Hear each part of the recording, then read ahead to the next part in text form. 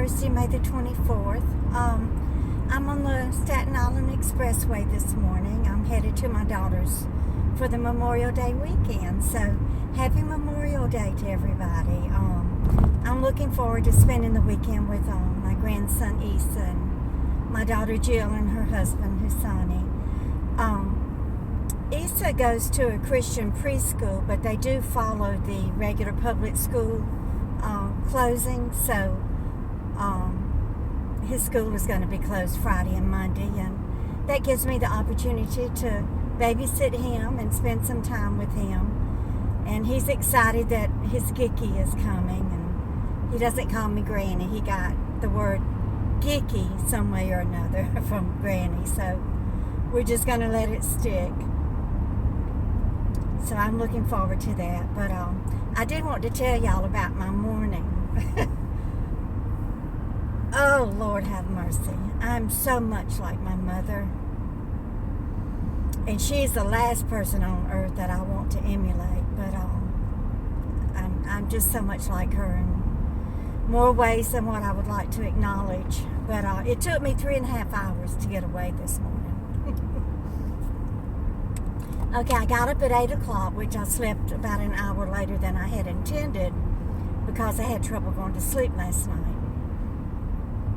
I was hungry and I ate a little box of raisins, and then I ate a little container of applesauce, which was too much sugar for me, so that affected my sleep. So anyway, I got up at 8 o'clock and drank my 2 cups of coffee and watched a few YouTube videos. And I was out of eggs and bacon and bread and milk, just everything. So I was in the kitchen trying to find me something to eat, and I found a box of that, I had a box of the Aunt Jemima complete pancake mix. So I mixed me up some pancakes and fried a little bit of sausage.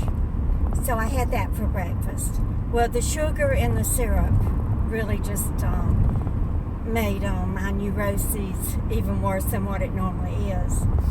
I did take my Zoloft, but that really didn't calm things down. So I just had trouble, with my brain, with the obsessive compulsiveness, and just trying to get my thoughts together and concentrate. So I did take my shower and put on my makeup, and I got everything packed. Now I had loaded my car last night with all of my dirty laundry, so I didn't even have that to have to do this morning, but it just took me a while to get my thoughts together and just stop what I call OCD. But and then when I got on the road, my floor mat had dirt and grit in it, so every time I moved my foot from the accelerator to the brake, I could feel that grit underneath the heel of my shoe. So I had to pull off the side of the road and beat out my floor mat. But Dort, she was a mess. I mean, when we would try to get off for a trip, she would have to clean the house and everything, and then she would have to get her a glass of water. Back then they didn't have bottled water, so we would get on the road and get 2 or 3 miles down the road, and she would swear she had left the iron plugged in. So Daddy would have to turn around and go back home and let her go inside, and of course it was always unplugged. So I told her one time, I said, why don't we just bring the iron with us? That way we won't have to turn around and go back home. You'll know that it's unplugged. But anyway, I was just wondering if y'all ever had those kind of experiences when you were growing up, and when y'all would try to get ready for a trip.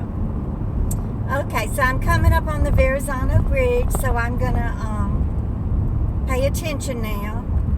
It is starting to slow down the traffic a little bit, and I'll get back with another little story later. Bye, guys.